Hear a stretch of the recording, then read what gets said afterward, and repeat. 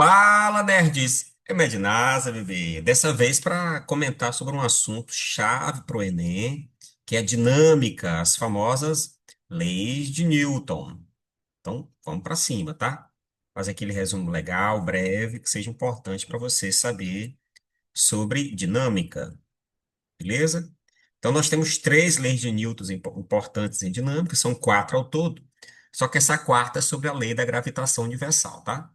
Então, a primeira lei é o famoso princípio da inércia, né? Que fala dessa propriedade da matéria. É isso mesmo, ó. É uma propriedade da matéria, é algo intrínseco à matéria. Então, quanto maior a massa, maior a sua inércia. Então, é uma propriedade ligada à massa do corpo. A inércia, ela indica a capacidade do corpo de continuar do jeito que está. Então, se o corpo estiver em repouso, ele tem a tendência natural em continuar em repouso. Agora, se ele tiver em movimento, olha lá, olha lá. Ele tem a tendência natural em continuar em movimento retilíneo e uniforme, desde que nenhuma ação contrária o atrapalhe, nenhuma força o atrapalhe, beleza? Então, se alguma força o atrapalhar, ele vai ter a tendência em sair desse estado inercial, beleza? Então, por exemplo, não é preciso que tenha uma força atuante em um corpo para que ele continue o movimento. Então, se a gente puder imaginar um bloquinho sendo puxado por uma força e com isso ele acelere durante um tempo, mas de repente essa forçazinha cessar, ó, essa força aqui, simplesmente parar de atuar, deixa eu pegar aqui uma outra coisinha. Ó, se essa força parar de atuar e aqui for liso, não tem qualquer tipo de oposição ao movimento, ele vai continuar em movimento indefinidamente, com a velocidadezinha constante, porque nada o atrapalha. Inclusive, é isso que mantém as naves espaciais em movimento durante toda a eternidade, né? Porque no vácuo nada atrapalha o movimento. Então, não se gasta combustível no espaço, os satélites e as naves, né? Para que ele mantenha-se na trajetória. Usa-se combustível para tirá-lo da trajetória ou para acelerar ele, né? Para mudar a sua velocidade em valor ou em direção. Beleza? Resumindo, toda vez que você perceber, ó, resumindo a primeira lei numa post-itzinha aqui, ó. Toda vez que você perceber que a força resultante é zero, que o corpo está livre da ação de forças externas, você não pode garantir como ele está, porque pode ser repouso, ó, ou é repouso, ou é MRU. Ambos os casos não têm nenhum tipo de aceleração. O corpo não vai ter aceleração. Ou a velocidade ela é constantemente nula, ou a velocidade ela é um valor constante, não é mais zero, beleza? Mas o valor variável não terá de aceleração ou nem mesmo de velocidade. Tá bom? Outra coisa, outra coisa importante que eu falei foi livre da ação de forças externas. Então, o que faz mudar a inércia, o estágio inercial do corpo é uma força externa. A gente vai ver isso já já nos exemplos, beleza? Em mais exemplos, né? Já a segunda lei, olha lá. Já a segunda lei de Newton é o famosíssimo PFD, princípio fundamental da dinâmica. O que diz que a força resultante em um corpo, que eu acabei de comentar, que é ela que altera a velocidade do corpo, né? Faz variar a velocidade em direção ou em valor. Essa força resultante ela é proporcional à aceleração que o corpo adquire. Então, se tu perceber, por exemplo, que tem um corpinho puxado por uma certa força, que ele acelera com certa magnitude. Mas se a força dobra, a aceleração também vai dobrar. Se esta força cai pela metade, a aceleração também cairá pela metade. Então, há uma proporção entre força e aceleração, destacado na famosa Francisca Maria, que é a única fórmula que tem esse assunto, né? Força resultante, massa vezes aceleração. Claro que tem algumas observações, né? Então, primeiro, cuidado, são vetores, ó. Isso quer dizer que a aceleração e força resultante sempre terão a mesma orientação. Sempre vão apontar para o mesmo lugar. Sempre, sempre. Isso é importante, tá? Isso quer dizer que tu tiver uma questão, por exemplo, que tem atração, uma força, e tem o peso, tu vai botar atração menos peso se o corpo tiver com a aceleração para cima, ó. E tu vai botar peso menos tração, dando, portanto, outra resposta, se ele tiver com a aceleração para baixo, beleza? Então, para onde aponta a aceleração, vai apontar a maior força, que é a força resultante. Isso é crucial, tá bom? Outra coisa é com relação à unidade. Ora, a unidade são duas unidades marcantes. É quilograma e metro por segundo ao quadrado, que é apelidado de Newton. Beleza, mas tem outra unidade que o pessoal não manja muito, né? E você vai pegar a vaga agora, olha aí, que é grama e centímetro por segundo ao quadrado, que é uma unidade de laboratório. E a unidade de força é o DINA. Não é à toa que o medidor de força é o dinamômetro. Não é à toa que o medidor de força é o dinamômetro. Saber quantos dinas tem um Newton é bem facinho, porque o quilo tem 1.000 gramas, ó. O metro tem 100 centímetros, e 10 a 3 com 10 a 2 é 10 a 5. 10 a 5 Dina. Isso é importante, a transformação, tá? Beleza, mais observações. Mais. Com relação a Francisca Maria, né? Falamos da orientação e falamos das unidades. Uma outra, o terceiro cuidado, é que isso aqui é o total de forças. É o total de forças que atuam no corpo. E nós temos cinco forças, cinco forças que são importantes aqui na frente A, né? Mas ao total são sete forças, viu? Três, cinco, seis, sete forças. Sete. Então, a primeira força que você tem que saber é o peso. O peso sempre atua no corpo e é sempre para baixo. Sempre vertical para baixo. Beleza? Outra força importante é a normal. A normal só atua durante o contato, tem que ter triscância, e ela é sempre perpendicular à superfície. Então, se por acaso o corpo estiver aqui no chão, a normal faz 90 graus. Se o corpo estiver no plano inclinado, a normal faz 90 graus com a superfície. Se o corpo estiver no teto ou na parede, você já viu assim na parede já? A normal 90 graus com a superfície. Se o corpo estiver no teto, assim, ó, a normal 90 graus com a superfície. Sempre. Beleza? Outra força é a força de atrito, o FAT. O FAT é sempre paralelo à superfície. Então, tiro da cabeça que o atrito é contra movimento. Ele pode até ajudar o movimento. Ele é paralelo à superfície. Então, ou ele é para cá ou ele é para ali, o FAT, ó.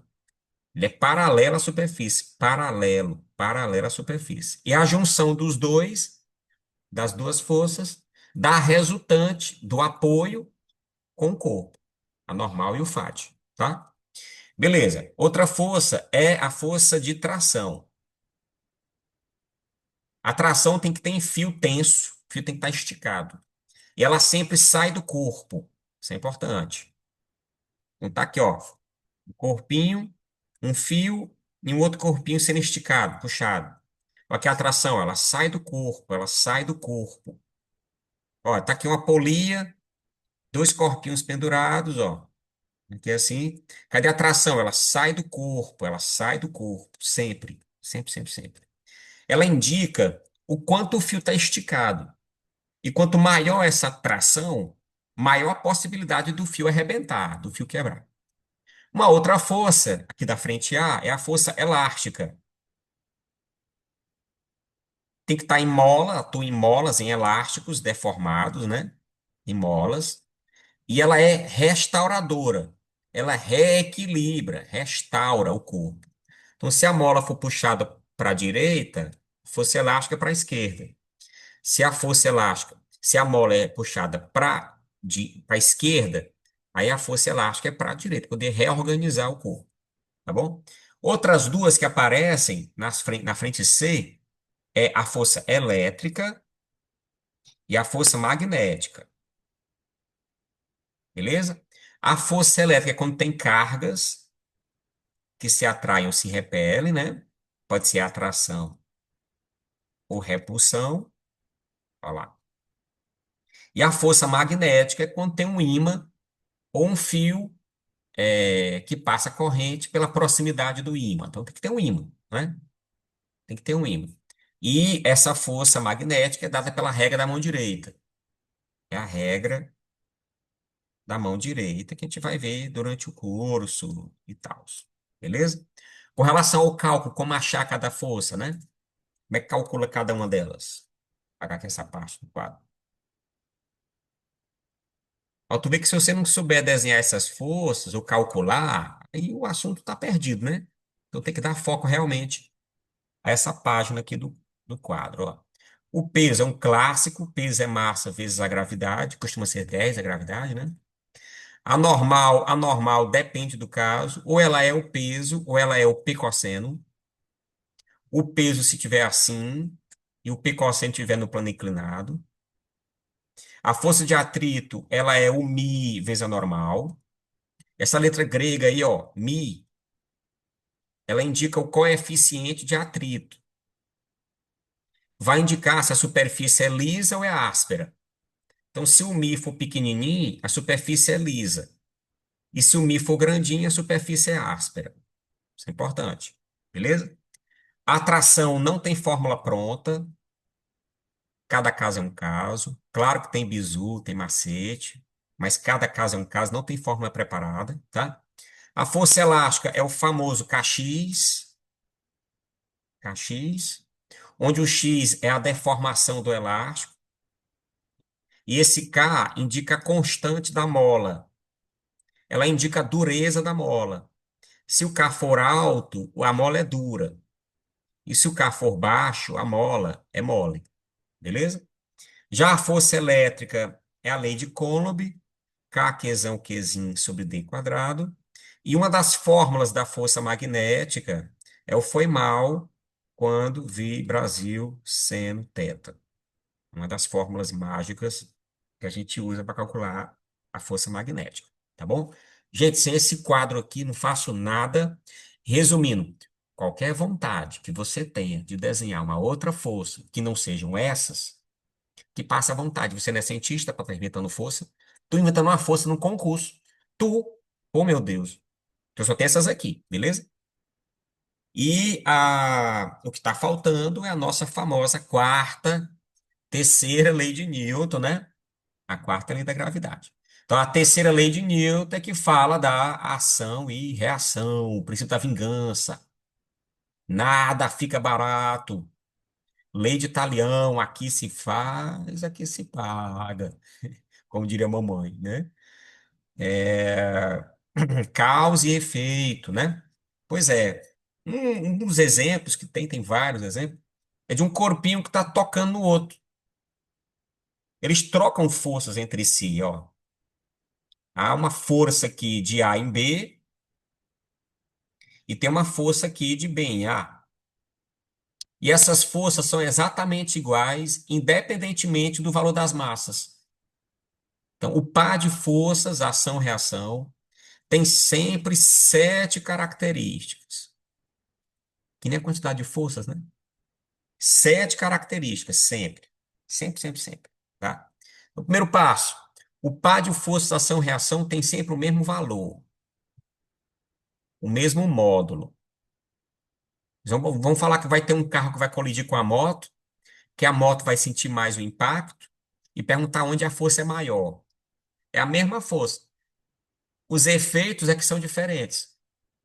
Quem tem menor massa sofre mais com a desaceleração, né? Caso a moto. Sempre o mesmo valor, tem sempre a mesma direção. Então, estão sempre na mesma reta, sempre, né? Ambas horizontais, ambas verticais, enfim. Sempre terão sentidos contrários, sentidos opostos. As setas nas retas terão sentidos opostos, beleza? Tá, elas nunca se anulam, nunca vão se equilibrar, nunca se equilibram. Por quê? Porque atuam em corpos diferentes, né? Tem juízo falar que uma força vai equilibrar-se com a outra se elas atuam em locais diferentes.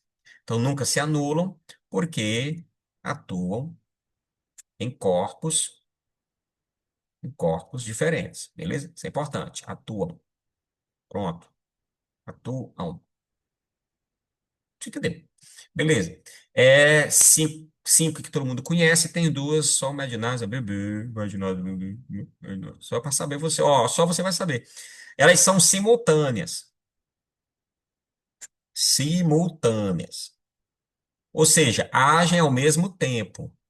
Por esse motivo, não tem juiz nenhum tu falar quem é a ação e quem é a reação, que elas atuam ao mesmo tempo, beleza? Por isso, coloca-se o termo par, ação, reação. Par, causa e efeito. Para tirar qualquer indício de que uma força surgiu antes da outra. E a última força, elas têm a mesma natureza. Mesma natureza. Ou as forças são de campo, ou para ação-reação é de contato.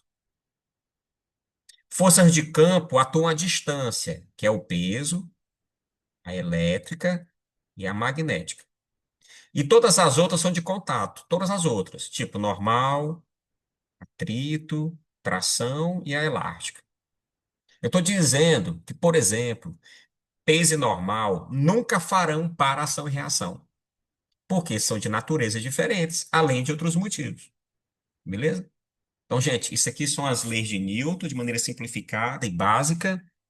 É o mínimo que você tem que saber para entender legal as questões que a gente vai botar por aqui no canal e nos cursos, tá bom? É isso, tamo junto, abraço, bebê. Fui!